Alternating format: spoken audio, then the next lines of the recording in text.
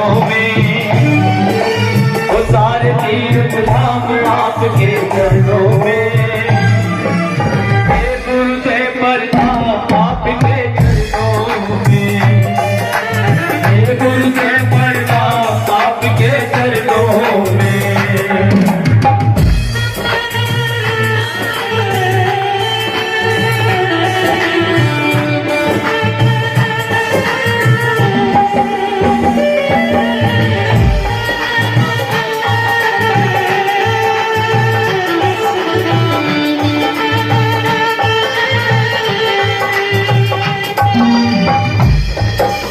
जन्म के दाता माता पिता है, आप कर्म के दाता हैं, आप कर्म के दाता हैं, आप कर्म के दाता हैं, आप लाते हैं ईश्वर से, आप ही भाग्य विधाता हैं, आप ही भाग्य विधाता हैं, आप ही भाग्य विधाता हैं। हे गुरु ब्रह्मा हे गुरु विष्णु हे शंकर भगवान आपके चरणों में, प्रणाम आपके चरणों में, हे गुरुदेव प्रणाम आपके चरणों में।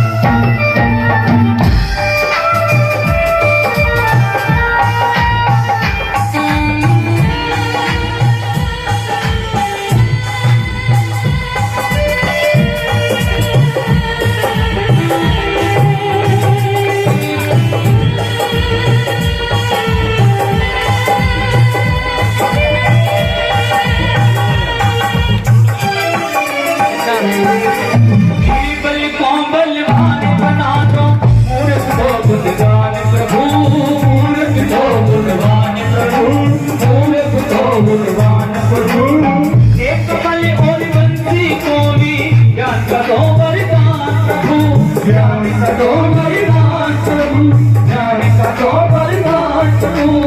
हे माता दी हे माँ ज्ञानी प्रभु मैं शुभ हो श्याम आपके चरणों में, हे गुरुदेव प्रणाम आपके चरणों में, हे गुरुदेव प्रणाम आपके चरणों में, सारे तीर्थ धाम आपके चरणों में, सारे तीर्थ धाम आपके चरणों में, हे गुरुदेव प्रणाम आपके चरणों में, हे गुरुदेव प्रणाम आपके चरणों में, आपके चरणों में, आपके चरणों में, आपके चरणों में, आपके चरणों में, आपके चरणों में, आपके चरणों में,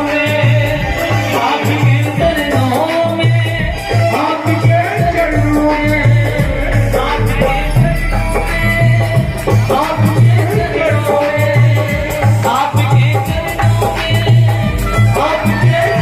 में,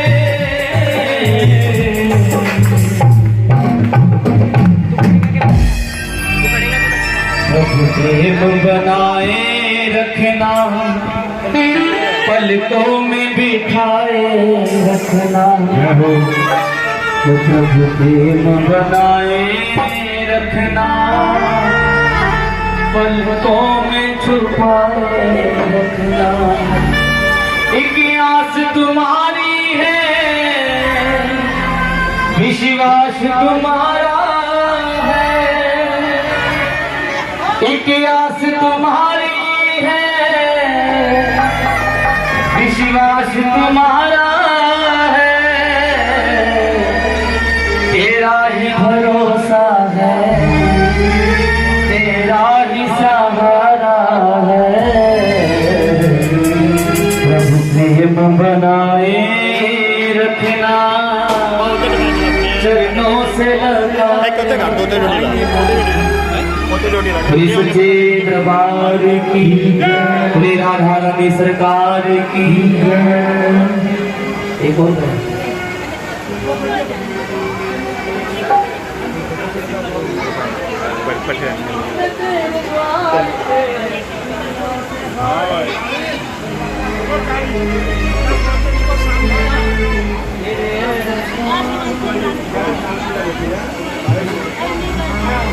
ये सभी भक्तों से गुजारिश है शांत माहौल बना करके बैठे, क्योंकि इस भजन के बाद गुरुजी सभी को अपने विचार सुनाएंगे।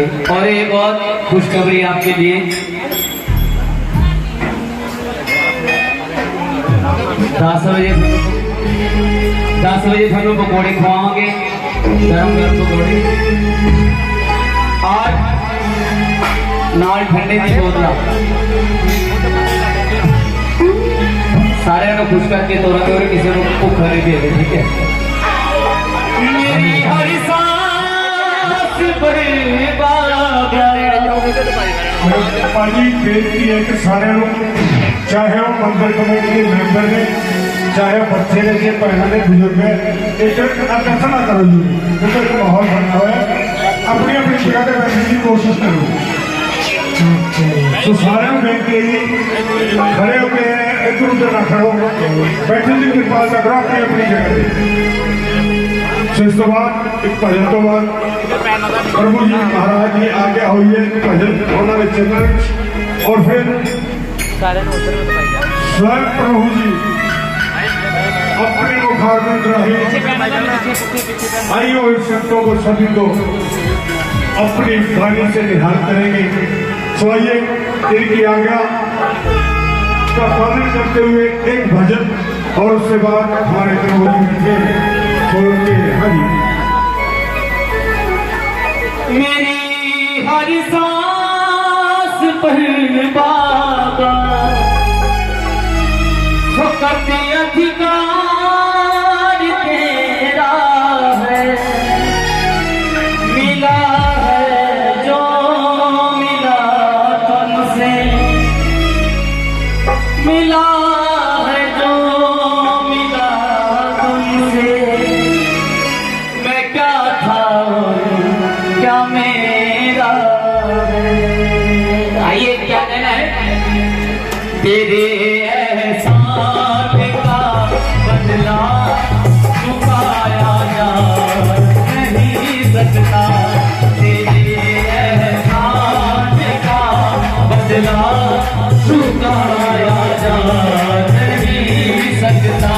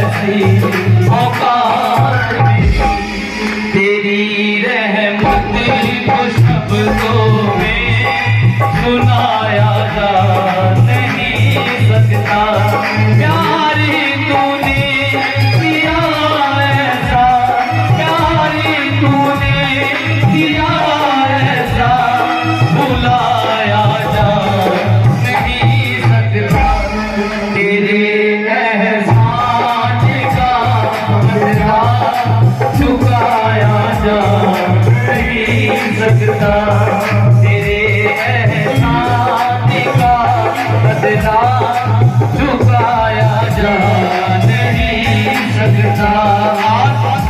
आइए बड़ी सुंदर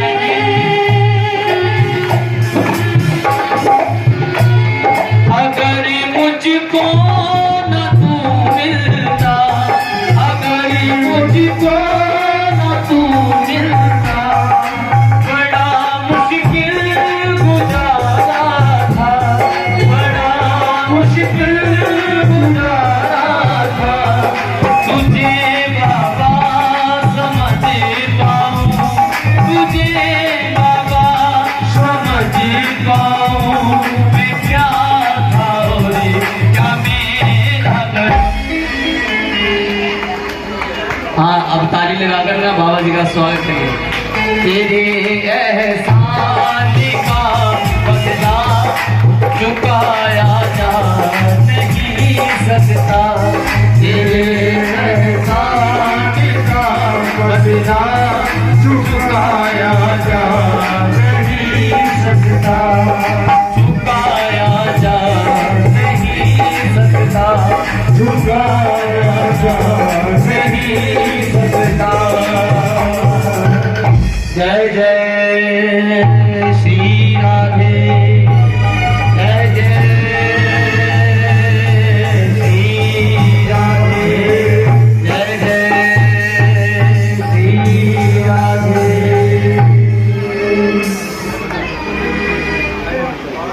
सारी संगत में बेनती है अगे बहुत जगह पई है थोड़े थोड़ा अगे हो जाओ जेडे पीछे खड़े ने ना वो बेचारे काफी देर से खड़े ने उन्होंने भी जगह मिल सकती बैठने वास्ते। आओ हाँ इधर साड़िया भैन भी गुजारिश करना कि थोड़े थोड़े तुम भी कहा करो क्योंकि भैन हो रही जाते वो कितने बैठे हो पखे का ना कोई लाज का पखे का बहुत चली जाते थोड़े थोड़े तुम भी कहा हो।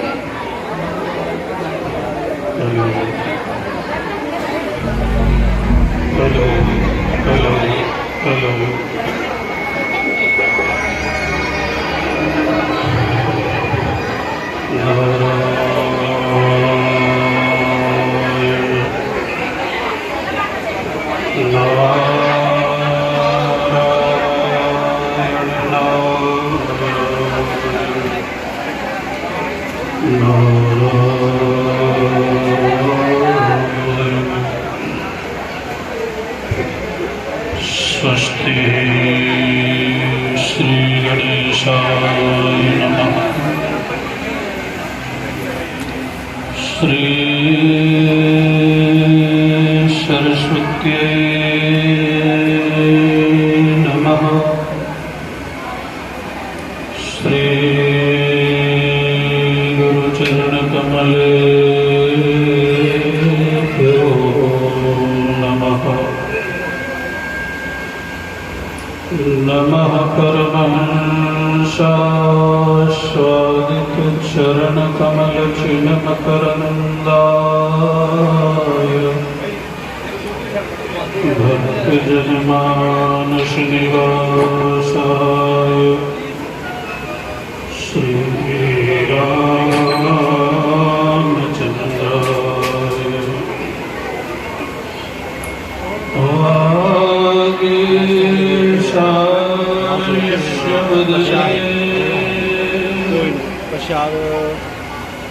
लक्ष्मीर्यस्य च वक्षसि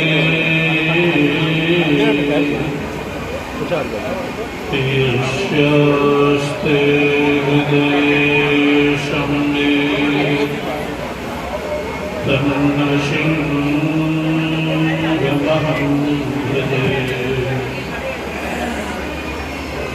विश्वसर्गविसर्गादिनवलक्षणलक्षितम् श्रीकृष्णाख्यं करणधाम जगद्धाम नमामि तत्। श्रीराम राम रघुनन्दन राम राम। श्रीराम राम भरताग्रज राम राम। श्रीराम राम रणकलकुश राम राम। श्रीराम राम शरणं भव राम राम। मनोजवं मारुततुल्यवेगं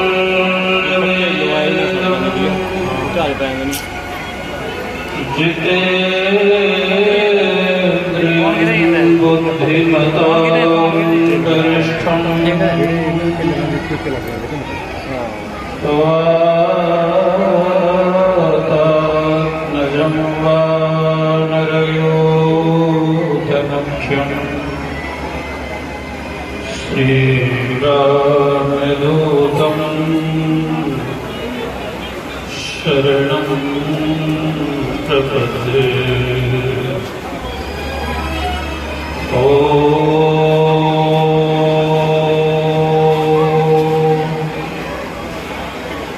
शान्तिः शान्तिः शान्तिः।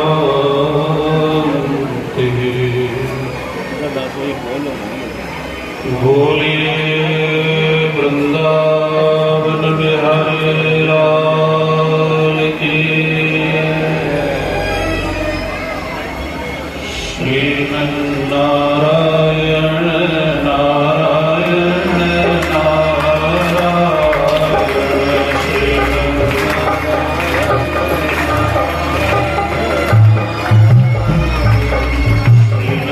श्रीमन्नारायण नारायण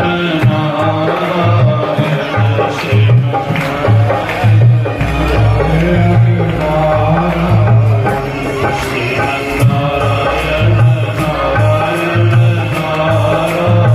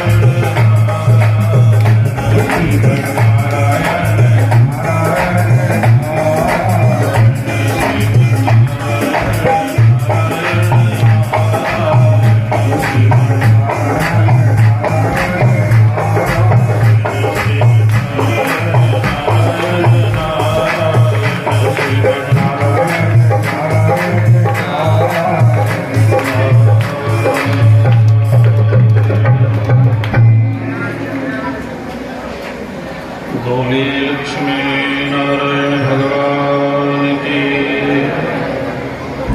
श्री वृंदावन बिहारी लाल की। सियावर रामचंद्र भगवान की। पवन सुत हनुमान की। श्री व्यास भगवान की। श्री सुखदेव भगवान की। श्रीमद्भागवत महापुराण की। काशी विश्वनाथ भगवान की। ओम नमः पार्वती पतये हर हर महादेव। जय जय श्री राम। जय जय श्री राम। जय जय श्री राम।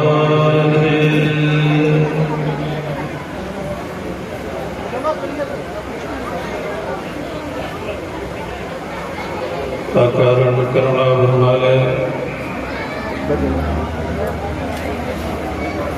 भक्तवंशा कल्पतरु भगवान के युगल चरणों में वंदन करते हुए नमन करते हुए उपस्थित भाव में श्रद्धा में मातृशक्तियाँ पावन आत्मा विराजमान नरनारायण स्वरूप भद्र पुरुषों, सर्वप्रथम आप सबको इस पावन श्री कृष्ण जन्माष्टमी की व्यासपीठ की ओर से बहुत बहुत बधाई, मंगल कामनाएं, आपने फेंक दी ना मक्खन, मक्खन पे आप फेंक दी। भगवान की असीम कृपा से हम सबको ऐसा उत्सव भगवान की लीला कथा श्रवण करने के लिए प्राप्त होते हैं। आप लोग अपने जीवन में देखते हैं, अनुभव करते हैं, कुछ लोग जन्म नहीं ले पाते हैं, माँ के गर्भ में ही नष्ट हो जाते हैं, मर जाते हैं। कुछ जीव ऐसे हैं जन्म लेने के बाद मृत्यु को प्राप्त हो जाते हैं। कुछ लोग ऐसे हैं छोटी आयु में ही घर परिवार छोड़ करके चले जाते हैं। हम लोग बड़े भाग्यशाली हैं, भगवान की कृपा है। भगवान ने अपने उत्सव को मनाने के लिए अपनी कथा सुनाने के लिए हम लोगों को अभी तक भगवान ने इस दुनिया में श्वास दे रखा है, जीवन दे रखा है। जीवन की सार्थकता, उपयोगिता इसी में है। अपने जीवन का कुछ समय कुछ घड़ी, कुछ श्वासें, कुछ संपत्ति, इनका हार बनाकर, पुष्पमाला बनाकर भगवान के चरणों में समर्पित करें। आज वो समय है जो हम अपने जीवन का लाभ ले रहे हैं। बहुत से लोग घरों में बैठे होंगे, टीवी देखते होंगे, मोबाइल चला रहे होंगे, खा रहे होंगे, बातचीत कर रहे होंगे, लेकिन ये सौभाग्य सिर्फ आप लोगों को परमात्मा ने चुना है। ईश्वर ने आप लोगों के ऊपर कृपा की है कि आप अपना मोबाइल, टीवी, एसी सारी सुविधाएं छोड़ करके भगवान की लीला कथा में, भगवान के धाम में, भगवान के घर में आप यहाँ उपस्थित हैं अपने जीवन को पावन करने के लिए। कई दिनों से आप लोग भगवान की लीला का, कथा का रसपान कर रहे हैं। पहले मैंने सुनाया था प्रथम दिन में कथा किसको कहते हैं। कथा कहते हैं जो हमारे जीवन को दुख से छुड़ाकर, अज्ञान से छुड़ाकर, मोह से, बंधन से मुक्त कर अमरता को प्रदान कर दे। पार्वती जी ने अमर कथा सुनी भगवान शंकर से। पार्वती जी ने भगवान शिव से प्रश्न किया, महादेव आपकी मृत्यु नहीं होती, आप अमर है, आपको दुख नहीं होता, आपको कष्ट नहीं होता, आप सर्वदा सदैव समाधि में रहते हैं, भगवत चिंतन में रहते हैं, आप हमेशा आनंद में रहते हैं। इसका कारण क्या है? मेरे बार बार जन्म होते हैं, मृत्यु होते हैं, मैं दुखी होती हूँ। कभी पिता का अपमान, कभी रिश्तेदारों का अपमान, कभी शरीर में रोग, हमेशा दुख भोगती हूँ। मैं जानना चाहती हूँ मेरे जन्म क्यों होते हैं, आपका जन्म क्यों नहीं होता? मुझे दुख मिलता है लेकिन आप दुखी क्यों नहीं होते? बहुत सुंदर प्रश्न किया है भवानी ने, पार्वती ने भोले बाबा से, महादेव से। पहले आप ये सुन लीजिए, महादेव कहते किसको? बोलिए शंकर भगवान की। हर हर महादेव। भोले बाबा को महादेव कहते हैं। महादेव में 4 अक्षर है। पहला अक्षर है मां, दूसरा अक्षर है रा, तीसरा अक्षर है दद्दा दा और चौथा अक्षर है वा। 4 अक्षरों को मिलाकर के महादेव बनता है। कई घरों में हम जाते हैं, बेचारे भोले भाले बच्चे हमारे सामने आते तो हम पूछते हैं बेटा आपका नाम क्या है? तो नाम बताते हैं तो हम प्रश्न करते हैं कि आपका नाम, इसका अर्थ क्या है? तो बच्चे कहते हैं हमको पता नहीं है। तो हम कहते हैं कोई बात नहीं है, आपको पता नहीं है तो आपके नाम का पता हम बता देते हैं। आपके घर में आए हैं, हमारे से पूछो, हम बताते हैं। तो फिर उनके नाम का क्या अर्थ है वो हम बताते हैं तो बच्चे बड़े प्रसन्न होते हैं। कई बच्चे तो ऐसे होते हैं वो कहते हैं महाराज हमारे नाम का कोई अर्थ ही नहीं है।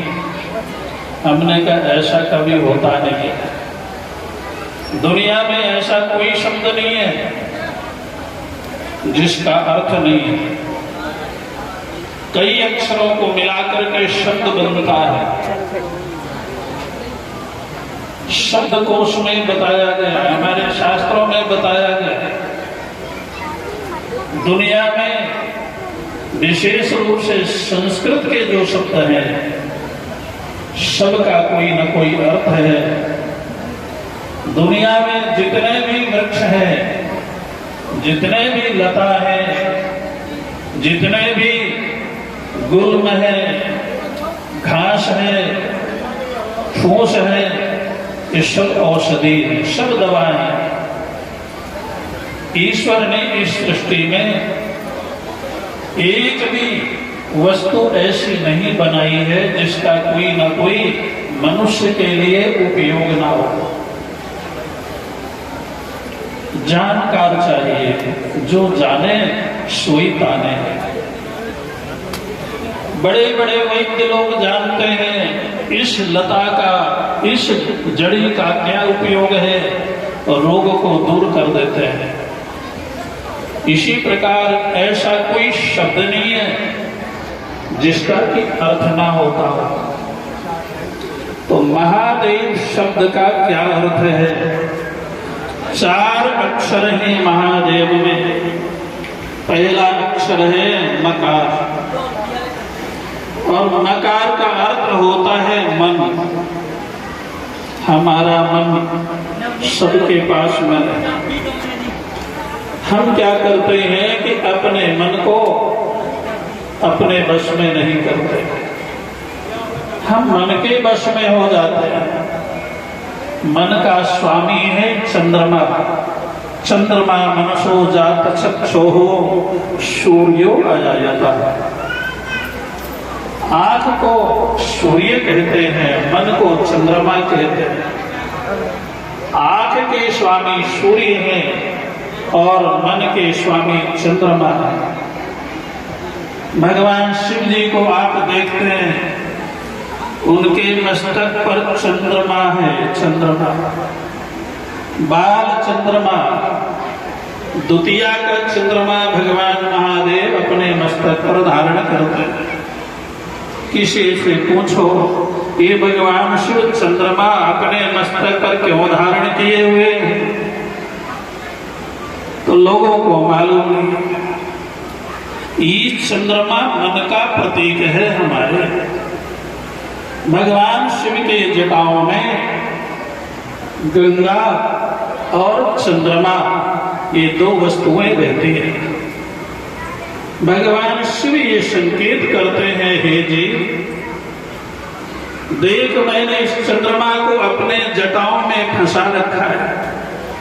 मेरी जटाओं में गंगा है। मैं हमेशा समाधि में रहता हूं, ध्यान में रहता हूं। मेरा जन्म नहीं होता, मेरी मृत्यु नहीं होती। मानो अगर तू भी अपने मन को अपने वश में कर लेगा, तो भी अपने मन को भगवान के चरणों में फंसा करके रखेगा, लगा करके रखेगा, तो भी मेरी तरह हमेशा के लिए आनंद में हो जाएगा। अशुद्ध जल बीमार कर देता है, अशुद्ध फल रोगी बना देता है। जितनी भी अशुद्ध वस्तुएं हैं, अशुद्ध अन्न हो, सड़ा हुआ भोजन हो, उसको खाने से व्यक्ति बीमार हो जाता है। इसी प्रकार हमारा मन जब अशुद्ध हो जाता है, अपवित्र हो जाता है, हमारी बुद्धि अपवित्र हो जाती है, अशुद्ध हो जाती है। मन अपवित्र कब होता है, बुद्धि अशुद्ध कब हो जाती है? शास्त्र कहते हैं, गीता में भगवान श्री कृष्ण कहते हैं, कामेश क्रोधेश रजोगुण सुमद्भवः महाशनो महापाप्मा विद्धि वैरिणम्। मन जब काम की ओर जाता है तो अशुद्ध हो जाता है। जब मन में लोभ आ जाता है अशुद्ध हो जाता है। जब व्यक्ति के अंदर क्रोध आ जाता है अशुद्ध हो जाता है। जब राग आ जाता है, द्वेष आ जाता है, मोह आ जाता है, ये मन अशुद्ध हो जाता है। अशुद्ध मन व्यक्ति को रोगी बना देता है। अशुद्ध व्यक्ति, अशुद्ध बुद्धि मनुष्य को बीमार कर देती है। जैसे अशुद्ध अन्न, अशुद्ध फल, अशुद्ध जल, अशुद्ध दुग्ध, अशुद्ध घी, ये सब मनुष्य को बीमार करते हैं। यहाँ तक कि अगर हवा भी अशुद्ध हो जाए, अपवित्र हो जाए, तो वो हवा भी बीमार कर देती है। अभी आप लोग 1 वर्ष पहले देखा है कोरोना की बीमारी, जल में ही कोरोना आ गया, हवा में कोरोना बीमारी आ गई, सब लोग बीमार होने लगे। इसी प्रकार से हमारा मन जब काम, क्रोध, लोभ, मोह, राग, द्वेष, ईर्ष्या, ये जब मन के अंदर, बुद्धि के अंदर आ जाते हैं तो ये कोरोना की बीमारी से ये मनुष्य बीमार हो जाता है। और जब बीमार हो जाता है उसे भगवान की कथा अच्छी नहीं लगती, उसे कीर्तन अच्छा नहीं लगता, उसे माँ बाप जो कहते हैं, समझाते हैं, उनका उपदेश अच्छा नहीं लगता, उसको संत अच्छे नहीं लगते, उसको मंदिर में जाने का मन नहीं करता, उसका मन करता है मोबाइल देखने का, उसका मन करता है टेलीविजन पर नाटक देखने का, उसका मन करता है कुल्लू मनाली की सैर करने का। वो कथा में नहीं आ सकता है, घर में बैठा रहेगा, मोबाइल में बातें करता रहेगा, समय को नष्ट करता रहेगा, लेकिन भगवान की कथा में नहीं है। श्रीमद् भागवत में श्री सुखदेव जी कहते हैं, परीक्षित, जब व्यक्ति का मन बीमार हो जाता है, अशुद्ध हो जाता है, उस समय व्यक्ति दुखी होता है, वो बात बात में दुखी हो जाता है, उसके अंदर असंतोष आ जाता है, उसके अंदर बात बात में क्रोध आता है, वह अशांत हो जाता है।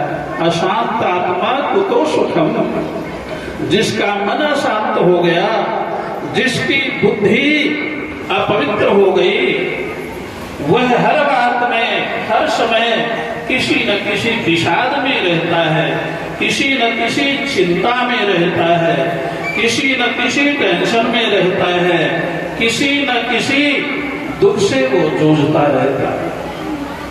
सुखदेव जी कहते हैं, हे परीक्षित, मन जब पवित्र होता है फिर ये मनुष्य प्रसन्न हो जाता है। जैसे पवित्र जल आपके बीमारी को दूर करता है, पवित्र अन्न, जल, फल, पवित्र वायु आपको सुंदर स्वास्थ्य प्रदान करती है। इसी प्रकार से जब बुद्धि पवित्र होती है, मन पवित्र होता है, तो आपके अंदर शांति आती है, आपके अंदर संतोष आता है, आप प्रसन्न हो जाते हैं। और बुद्धि पवित्र कैसे होगी, मन शुद्ध कैसे होगा, उपाय बताया हमारे शास्त्रों में, उपाय बताया, औषधि बताया, दवा बताया हमारे ऋषियों ने, हमारे महापुरुषों ने, हमारे वेदों ने। अगर आपको अपना मन पवित्र करना है, आपको अपनी बुद्धि पवित्र करनी है, आपको शांति की इच्छा है, अगर आप सुखी होना चाहते हैं, तो औषधि बताया है, एक ही औषधि है। प्रथम भगत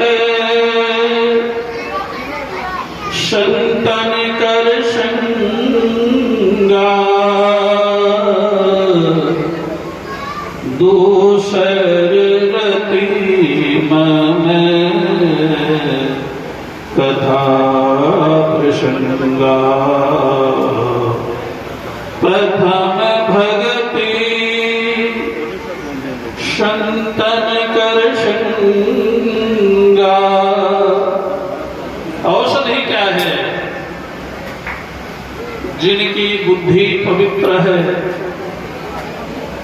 जिनका मन शुद्ध है, जिनका चरित्र पावन है, जिनकी बुद्धि भगवान के कीर्तन कथा में लगी हुई है, जिनके अंदर लोभ नहीं है, जिनके अंदर क्रोध नहीं है, जो सदा सर्वदा भगवान के चिंतन में, भगवान के कथा में, भगवान के कीर्तन में जो डूबे रहते हैं, ऐसे संतों का संग करो।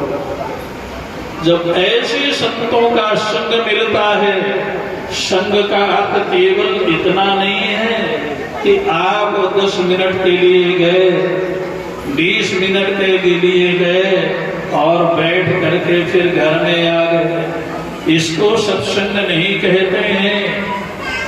सत्संग उसको कहा गया हमारे शास्त्रों में कि संतों के पास जाओ तो संतों से ज्ञान की चर्चा करो, प्रेम की चर्चा करो। महाराज, हमारे अंदर भगवान के प्रेम की जागृति कैसे होगी? भगवान हमको मीठे कैसे लगेंगे? भगवान के प्रति हमारी भक्ति कैसे होगी? हमारे जीवन का कल्याण कैसे होगा? ये संतों से सुनना चाहिए, ये प्रश्न करना चाहिए। लेकिन लोग आजकल संतों के पास जाते हैं, प्रश्न तो करते हैं, पूछते तो हैं, लेकिन क्या पूछते हैं? आएंगे, जो संत समय देंगे उस समय पर नहीं आएंगे, अपनी मर्जी से आएंगे और इसके बाद बोलेंगे महाराज हमारी दुकान कैसे चलेगी, हमारे बेटी का विवाह कैसे होगा, हमारे पोता कैसे होगा, हमारी बेटे की पढ़ाई कैसे होगी। थोड़ी हस्तरेखा देखो, थोड़ी कुंडली देखो। संतों के पास जाकर के भी संसार की ही चर्चा करते हैं। संतों के पास संसार की चर्चा करने से शास्त्र कहते हैं, संत कहते हैं, उस व्यक्ति को दोष लगता है।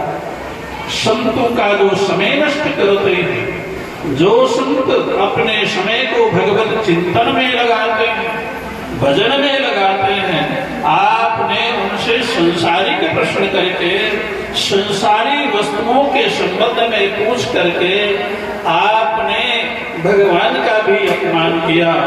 आपने संत का समय नष्ट करके और आपने अपराध किया।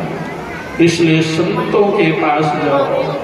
श्रीमद् भागवत कहती है, राजा परीक्षित, आज जन्माष्टमी है, भगवान श्री कृष्ण के संबंध में प्रश्न करते हैं। कथितो कथितो वंश विस्तारो भवता सोम सूर्ययोः राज्ञां चौभय वंशानां चरितं परमाद्भुतम्। प्रश्न कैसे करना चाहिए, संतों से क्या पूछना चाहिए, संतों के पास कैसे बैठना चाहिए, कैसे जाना चाहिए, ये हमारे शास्त्रों से सीखना चाहिए। राजा परीक्षित 7 दिन से बैठे हुए हैं, अन्न जल उन्होंने ग्रहण नहीं किया है।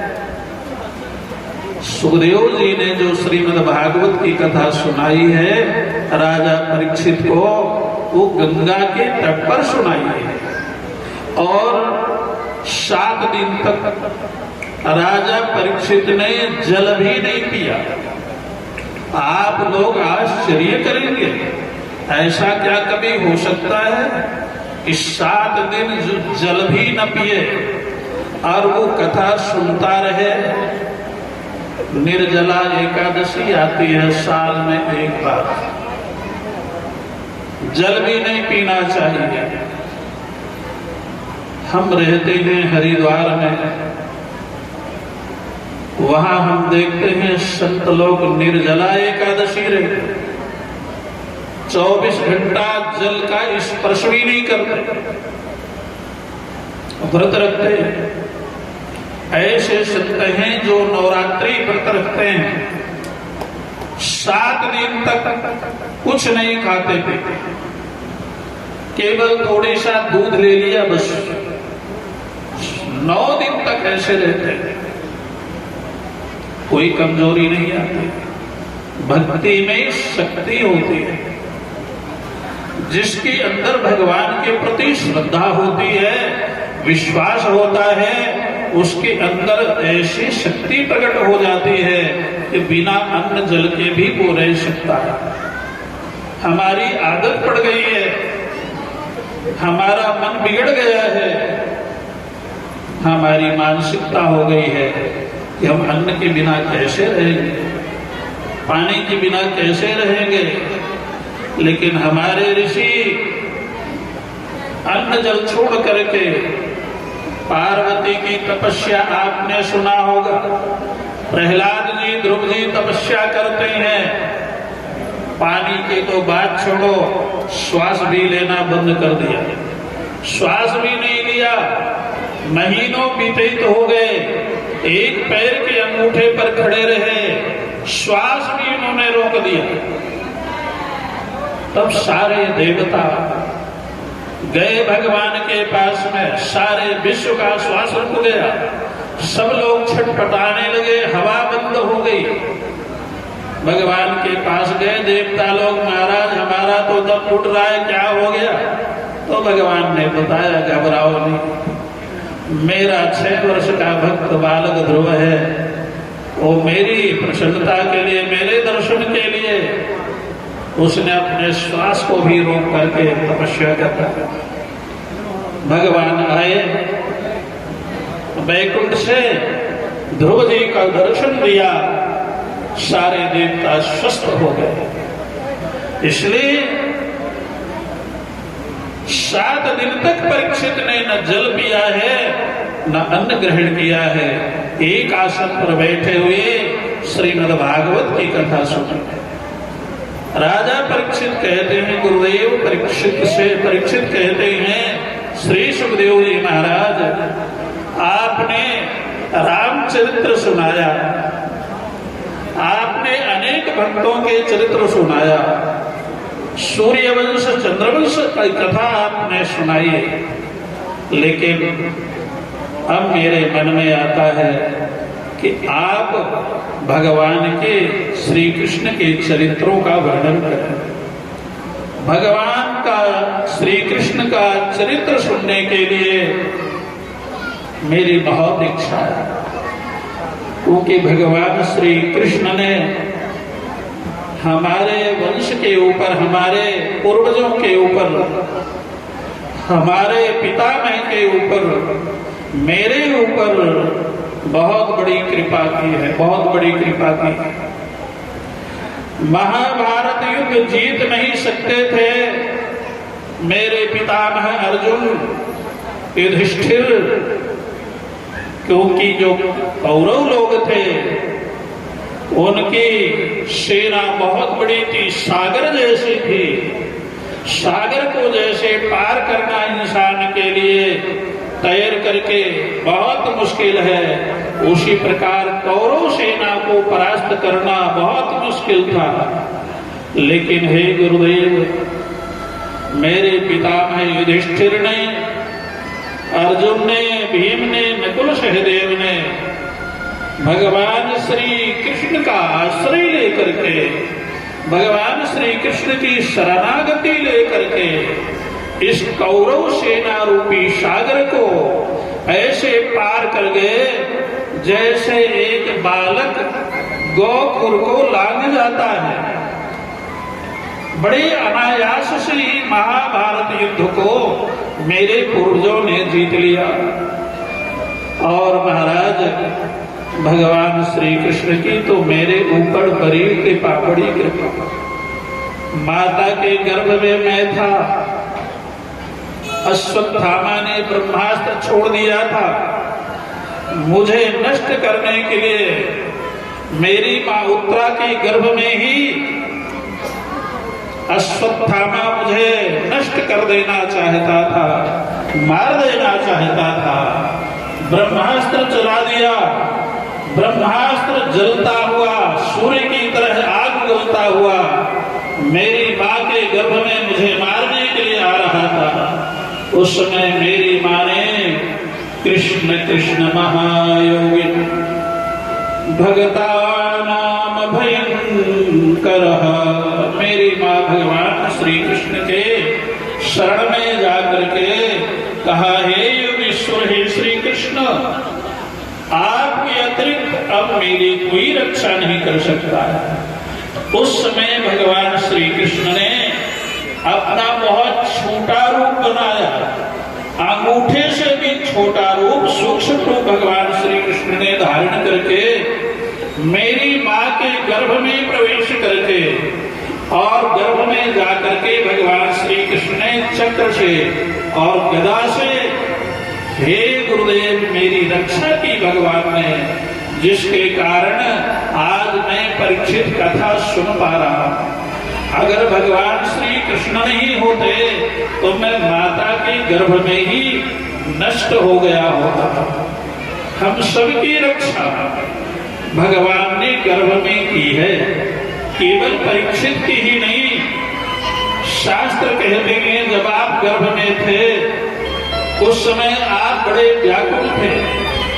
गर्भ में जीव को बचना बहुत मुश्किल होता है, कितना कष्ट होता है गर्भ में, लेकिन भगवान सबकी रक्षा करते हैं। शास्त्र कहते हैं जब ये जीव गर्भ में मृत्यु शैया में पड़ा होता है, बहुत इसको कष्ट होता है, दुख होता है। जहां मलमूत्र होता है, जहां पर थरागने की ताप होती है, गर्मी होती है, ऐसे स्थान पर ये कोमल शरीर लिए ये जीव जब तड़पता है उस समय इसको भगवान की याद आती है, भगवान की याद आती है, भगवान से प्रार्थना करता है, हे प्रभु, इस गर्भ में तो बड़ा दुर्गंध है, इस गर्भ में तो बहुत दुख है, बहुत कष्ट है।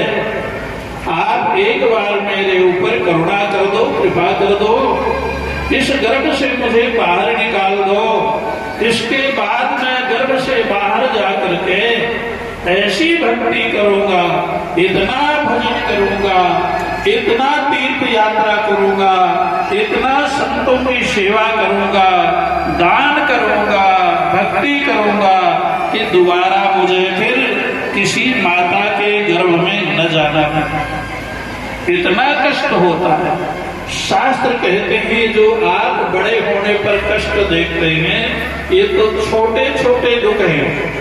सबसे बड़ा कष्ट आपको होता है जन्म लेते समय माता के गर्भ में, और माताओं को सबसे बड़ा दुख होता है पुत्र को प्रसव काल में, पुत्र को पुत्री को जन्म देते समय, और इसके बाद में सबसे बड़ा दुख होता है मृत्यु काल में, जब प्राण निकलते हैं उस समय।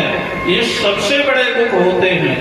जो ये बीच में दुख आते हैं, जिनमें आप होते हैं, ये तो बहुत छोटे छोटे दुख होते हैं। इसलिए भगवान ने हम सबके गर्भ में रक्षा की है। परीक्षित ने प्रश्न किया है, गुरुदेव मुझे भगवान श्री कृष्ण का चित्र सुना दिया। श्री सुखदेव जी महाराज राजा परीक्षित के प्रश्न को सुनकर के, राजा परीक्षित की श्रद्धा को देख करके बहुत प्रसन्न हो गए। एक बात और सुन लीजिए, आज जन्माष्टमी है। मैं इस बात को अच्छी तरह से जानता। श्रीमद् भागवत की कथा, रामचरितमानस की कथा, आजकल बाढ़ आई हुई है। टेलीविजन में, मोबाइल में, हर शहरों में बहुत कथाएं हो रही, कथाएं ही कथाएं हो रही, लेकिन लोगों का न काम गया, न क्रोध गया, न झूठ गया, न लोभ गया, न कल्याण हुआ। कुछ नहीं हो रहा, कथाएं हो रही हैं, लेकिन समाज से बुराइयां नहीं जा रही, समाज से दुख नहीं जा रहा है, समाज से अज्ञान नहीं जा रहा है, समाज से ईर्ष्या नहीं जा रही है, राग नहीं जा रहा है, द्वेष नहीं जा रहा है। क्यों ऐसा हो रहा है? कभी विचार किया? इतनी कथाएं हम सुनते हैं, इतनी बड़ी भीड़ होती है कथाओं में, जगह जगह लंगर भी लगते हैं, सब कुछ होता है, लेकिन इंसान का सुधार क्यों नहीं होता? श्रीमद् भागवत उत्तर देते हैं, राजा परीक्षित ने जीवन में एक बार कथा सुनी, दोबारा कथा सुनने की जरूरत नहीं पड़ी राजा परीक्षित को। एक बार कथा सुनने से ही महाराज परीक्षित का कल्याण हो गया, उद्धार हो गया, भगवान का धाम प्राप्त हो गया। लेकिन हम जीवन में कितनी कथाएं सुनते हैं, इसमें दोनों तरफ से ही कमी है। या तो कथा करने वालों के अंदर कमी है, या तो कथा सुनने वालों के अंदर कमी है। राजा परीक्षित कथा सुनते हैं, श्रोता कैसे हैं? जिन्होंने 7 दिन तक घर का मुख नहीं देखा, 7 दिन तक जिन्होंने अन्न जल ग्रहण नहीं किया, राजगद्दी छोड़कर आए, शरीर में वल्कल पहने हुए। वल्कल का मतलब होता है सारे वस्त्र, फटे हुए वस्त्र राजा परीक्षित पहने हुए। 7 दिन तक सोए नहीं, विश्राम नहीं किया। सुखदेव जी ने कहा, परीक्षित 7 दिन, आज 7वां दिन है, जल पी लो, कुछ फल खा लो, थोड़ी देर विश्राम कर लो, इसके बाद फिर कथा सुनाते हैं। राजा परीक्षित ने कहा, गुरुदेव नई सादिदुषः क्षुण्मां त्यक्तोदपपिबाधते पिबन्तं तन्मुखात् भोजच्युतं हरिकथामृतम्। गुरुदेव कथा को विराम मत दीजिए, आप मेरे भूख की चिंता मत करें, मेरे प्यास की चिंता मत करें, मेरे विश्राम की चिंता मत करें, मेरे जीवन और शरीर की चिंता मत करें, क्योंकि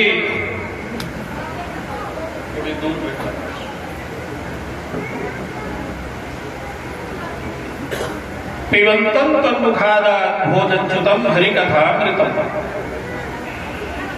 भोजन में वो स्वाद नहीं है, जल में वो रस नहीं है जितना रस भगवान की कथा में है। अच्युतम हरि कथा अमृतम। पानी हमने बहुत जन्मों में पिया, जब से जन्म हुआ है। कितना पानी पिया, कितना दूध पिया, कितना अन्न खाया, कितना हमने जूस पिया, कितने फल खाए, कुछ हुआ? फिर भी दांत गिर गए, फिर भी कान से सुनाई कम देने लगा। दूध पीते पीते कुंटलों दूध पी गए, भंडार के भंडार, बोरी के बोरी चावल कनक खा गए, कितना पानी पी गए, कितना घी पी गए, लेकिन अभी तक हमारा दुख दूर नहीं। इतना खा करके कितने ड्राई फ्रूट खा गए, बाजार की रेडियो के सामने बैठकर कितने गोलगप्पे खा गए, कितने पिज्जा खा गए, कितने ब्रेड पकौड़े खा गए, लेकिन फिर भी कान बहरे हो गए, फिर भी दांत कमजोर हो गए, फिर भी आंख की निगाह कमजोर हो गई। क्या मिला उनको? ये सब खा पी करके कुछ नहीं मिला, और अगर मिला तो दुख मिला। क्या दुख मिला? महाराज कान से कम सुनाई दे रहा, भोगा न भुगता वह नहीं भुगता। ये सब हमारे खाने पीने का ही परिणाम है, जो हम जीवन भर खाने पीने में ही लगे रहे। हमारे दांत चले गए, हमारी निगाहें चली गई, हमारी सुनने की शक्ति चली गई, चलने की शक्ति चली गई। शास्त्र कहते हैं ऐसा कौन सा भोग है जो जीवन में व्यक्ति नहीं भोगता है? कितने जन्म निकल गए, कितने जन्म लिए, भोग भोगते भोगते, खाते खाते, सोते सोते, लेकिन क्या मिला जीवन में? दुख मिला। भोग भोगने से सुख नहीं मिलता, भोगों को भोगने से अशांति मिलती है, भोग भोगने से शरीर की शक्ति क्षीण होती है, कान की शक्ति चली जाती है, आंख की शक्ति चली जाती है। इसका नाम है भोग। भोगे रोग भयम, कुले च्युति भयम, वित्ते निपालाद भयम। धन कमाते कमाते बूढ़े हो गए, बूढ़े हो गए, बैंक में धन रखा, लॉकर में सोना रखा, बेड में पैसा रखा, जेब में पैसा रखा, एक दिन आएगा छोड़ करके दुनिया से चले जाए। दुनिया में खूब कमाया यारो, क्या हीरे क्या मोती, लेकिन एक कौड़े भी साथ लेकर नहीं गए, क्योंकि कफन में जेब नहीं होती। खाली हाथ आए थे, खाली हाथ दुनिया से चले गए। यही मिलता है दुनिया। कमी क्या थी सिकंदर के? सभी हाली मुहाली थे, किया कूच जब दुनिया से तो दोनों हाथ खाली थे। सिकंदर जब गया, कितने विश्व विजयी सिकंदर, पैर में जूते भी नहीं थे और हाथ खाली थे, अर्थी से बाहर निकाल दिए गए थे। संदेश देकर गया सिकंदर, हे दुनिया वालों, तुमने क्या कमाया है जो मैंने कमाया था? मैंने तो इतने कमाया, कई देश जीत लिए। सोने की कोई गिनती नहीं है कि कितने कुंटल सोना था मेरे पास में, कितनी रानियां थी मेरे पास में। संतों से हमने सुना है 60 ऊंटों में तो केवल सिकंदर के खजाने की चाबियां चला करती थी। इतना खजाना, हीरा मोती, सोना चांदी सिकंदर के पास था, लेकिन जब गया दुनिया से तो दोनों हाथ खाली थे। ये दुनिया है, दुनिया का यही सत्य है। इसलिए राजा परीक्षित निवेदन करते हैं गुरुदेव सुखदेव से, हे गुरुदेव, मैं राजा था, कोई भूखे नंगे घर का मैं व्यक्ति नहीं हूं। मैंने जितना भोग भोगा, जितने खाना पीना खाया, शायद ही कोई खा सकता हो। मैं सम्राट राजा था। खाने पीने से क्या मिला? ऋषि का श्राप मिला, दुख मिला। आज 7वां दिन जब आपसे मैं कथा सुन रहा हूं भागवत की, एक एक शब्द से मुझे तृप्ति हो रही है। एक एक कथा के वाक्य मेरे जीवन को इतना समृद्धशाली बना रहे, इतना मजबूत बना रहे हैं कि अब मुझे मृत्यु से भी डर नहीं लगता है। अब मैं मृत्यु से भी नहीं डरता हूं। इसलिए गुरुदेव आप कथा सुनाइए, कथा सुनाइए, भगवान श्री कृष्ण का लीला चरित्र सुनाइए। सुखदेव जी बड़े प्रसन्न हो गए।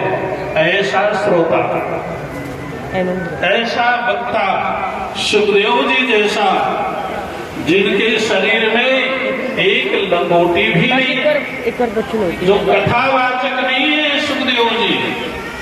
मैंने सुनाया था आपको, सुखदेव जी तो गांव में जाते भी नहीं। सुखदेव जी तो केवल जंगल में रहते हैं, जंगल में। कई दिनों के बाद जब उनको बहुत जोर की भूख लगती है, तो जिनके यहाँ गाय होती है, केवल गाय का दूध पीने के लिए वहां मौन भाव से जाकर के थोड़ी देर खड़े हो जाते हैं।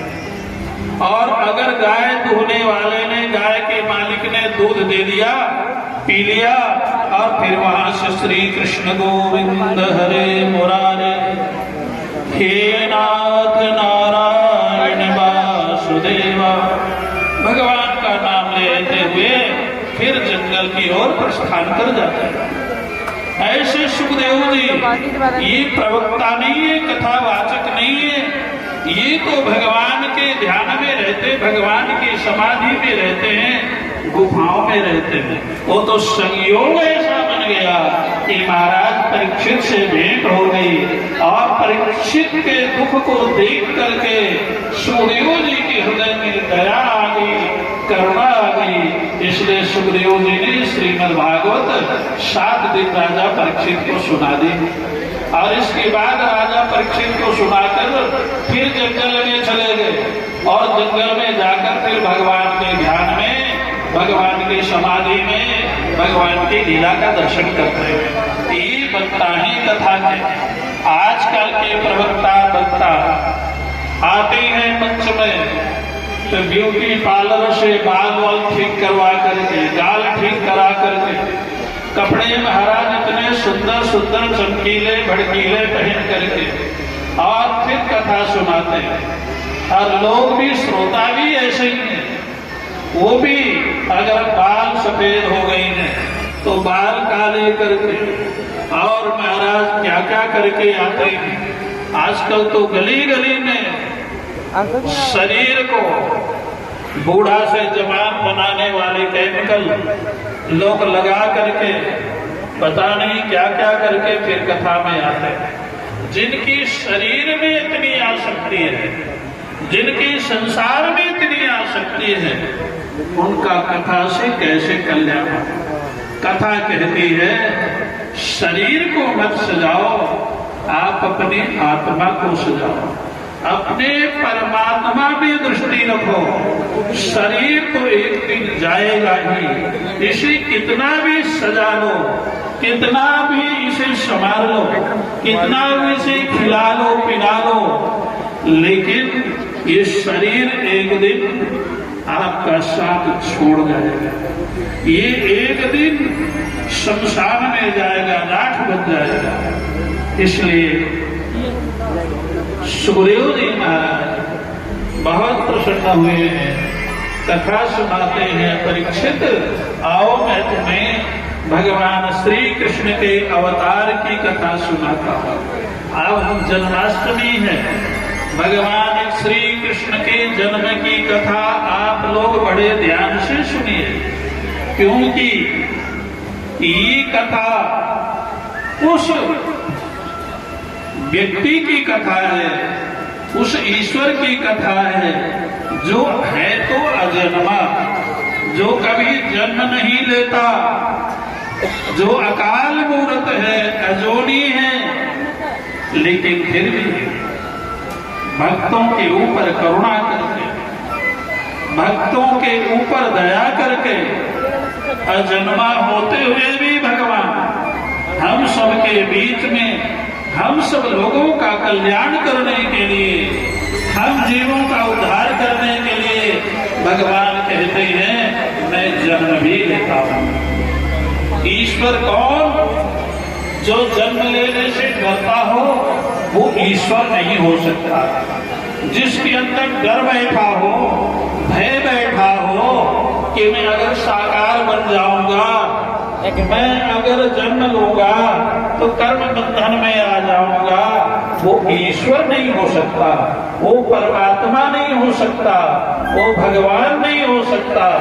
भगवान वही है, ईश्वर वही है कि न जन्म लेने से डरता है, न कर्म करने से डरता है, न कर्म बंधन से डरता है, न दैत्यों से डरता है, न देवताओं से डरता है, न वो निराकार होने से संकोच करता है, न सकार होने से संकोच करता है। जो ईश्वर सर्व स्वतंत्र है, परतंत्र है, सब कुछ कर सकता है, वो ईश्वर होता है। वो किसी के बंधन में नहीं है, सबको बंधन में रखता है। जन्म भी उसके बंधन में है, कर्म भी उसके बंधन में है, लेकिन वो सबसे ऊपर है। और सब कुछ करते हुए भी जैसे बच्चा खेल करते हैं, घरौंधा बनाते हैं, आपके घरों में बच्चे स्लेट में, कागज में कुछ बना देते हैं, लिख देते हैं, फिर उसको मिटा देते हैं। बच्चा स्वतंत्र होता है,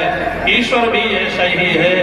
वो जन्म भी खेल खेल में ले लेता है, गोवर्धन भी खेल खेल में उठा लेता है, और इसके बाद में खेल खेल में ही वो इस दुनिया से लीला करके अपने परम धाम को चला जाता है।